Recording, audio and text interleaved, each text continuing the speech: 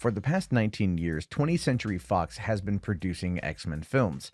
However, this summer's Dark Phoenix is the final film featuring the X-Men from the studio. Sadly, it opened to the worst box office opening for any X-Men movie in the past 2 decades.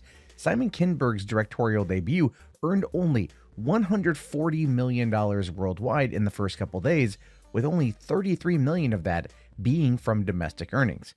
Hell, the last X-Men movie lost out to Secret Life of Pets 2, which took the box office that weekend with a $47 million domestic haul.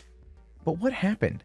How did the long-running, very popular X-Men film franchise die without a bang, but a whimper? How did Simon Kinberg, who had been a producer on almost all of the films, churn out such a turd that kept audiences away from the theaters?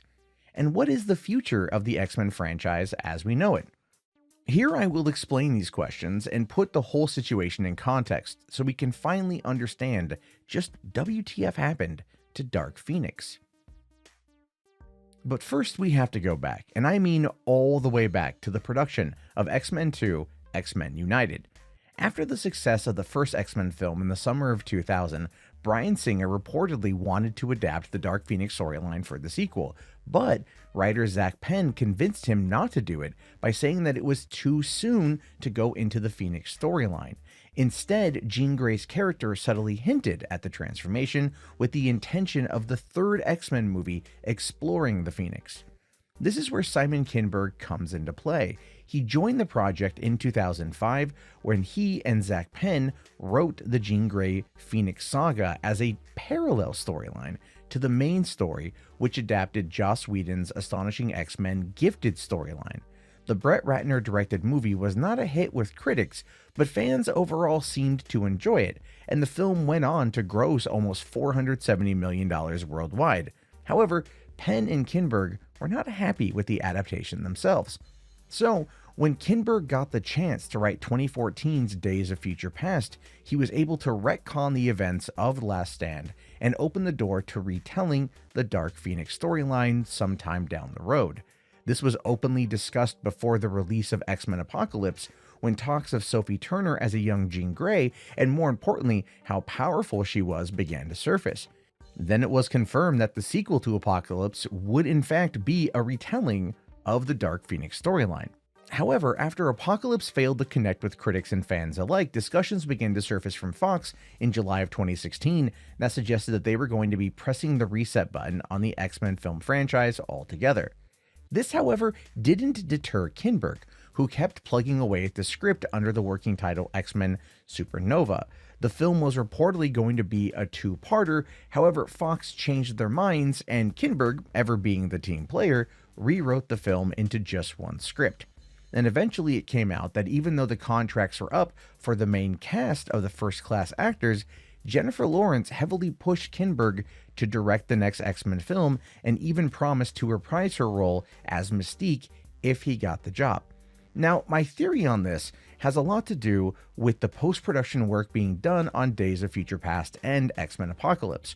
According to a Deadline report, Bryan Singer's last two films were Frankenstein together in the last moments leading up to their release because Singer had a bad tendency of going AWOL and leaving his producers to get the job done. Kinberg had proven himself not only to Jennifer Lawrence, but the rest of the cast as well, who very much supported him taking over the directorial duties of Dark Phoenix. Now, with the script cut down from 2 movies to 1, the cast in place, and Fox on board, they officially announced Dark Phoenix in April 2017. Fans were very curious why the X-Men logo was left off the film, and according to Kinberg, this was actually done intentionally to set itself apart and be different, just like Logan and Deadpool before it. While this makes the most sense, many people still believe this was done to give Kevin Feige and Marvel Studios an out, with the merger having been just taken place in 2019. But what most people don't realize is that the movie had actually finished shooting before any word of Disney buying Fox surfaced. Honestly, this news was announced over 2 years ago, and quite frankly, most of us either forgot or didn't even know. Although the film was released internationally with the name X-Men Dark Phoenix, so make of that what you will. After production wrapped in the tail end of 2017, Simon Kinberg admitted that the movie would spend a lot of time in post-production, so he could get the visual effects right. He wanted the movie to feel more intimate than to have an immense scale. The film was never meant to be a summer blockbuster. Dark Phoenix was originally billed as the most sinister and somber of the series, and that's actually why Fox originally dated it for November 2018. However, due to test screenings having difficulty understanding the Dark Phoenix adaptation, 20th Century Fox delayed the film until February 2019 so Kinberg could rewrite the ending and get the visual effects done on time. But Fox delayed the movie once again to June 7th, 2019 in order to get better screen time in China and to capitalize on premium screens that were now available since they delayed Gambit. But Fox made a huge mistake with this move because they did this just 2 days after the release of the second trailer. It really confused a lot of fans and added to the already growing layer of toxic commentary surrounding the movie. At this point, the Disney-Fox merger was almost complete, and many fans saw the writing on the wall. The future of the X-Men franchise would be under Marvel Studios. So talk around Dark Phoenix was not positive in the slightest. Once Disney took control of 20th Century Fox's entertainment assets, many people, myself included, began to ask the question, why? Why would Disney allow this movie to release when the future of the franchise is clearly bringing the X-Men over to the MCU?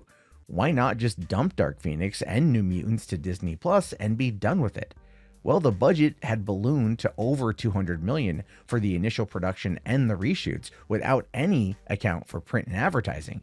So it made the most sense to release it and to hope for the best. Sadly, the best didn't happen. Critical reviews for the film were immediately negative, with a lot of commentary calling it unneeded or unnecessary, further pushing the idea that this movie should have been shelved for a brighter future under Kevin Feige's leadership at Marvel Studios. And fans also responded in kind. As I reported at the beginning of this video, the domestic opening was terrible. Originally, it was projected for a $50 million opening, and then on day one, that projection dropped to $40 million, and in the end, it was just $33 million. Simply put, people did not want to see this movie, and it showed. Though it's not all bad, fans that did see it rated it high enough on Rotten Tomatoes to score 61% at the time of this recording, and people who saw it also voted it a B- cinema score. It's not the end of the world, but it's not great for word-of-mouth marketing for the second week of this film. All in all, Dark Phoenix is projected to cost Fox over $100 million. And it ends the 19-year legacy with a film that deserved better, but sadly was caught in the crossfire of a previous bad outing and a $71.3 billion merger. Simon Kinberg's Dark Phoenix never had a chance to reach its true potential. But hopefully in 10 years or so, when Kevin Feige takes a swing at it, the franchise will rise again like the Phoenix we all know it is. But what do you guys think about this? I am really curious to know your thoughts and your opinions. Did you see the movie? What did you think of it? I'd like to know. And if you'd like to see more content like this, more breakdowns of what happened, please let me know. Also, thumbs up the video, definitely comment, subscribe if you're new, and consider supporting the channel via Patreon, link in the video description. My name is Matt Jarbo. This has been $3 Theater. I will talk to you guys later. Have yourself a fantastic day, and peace out.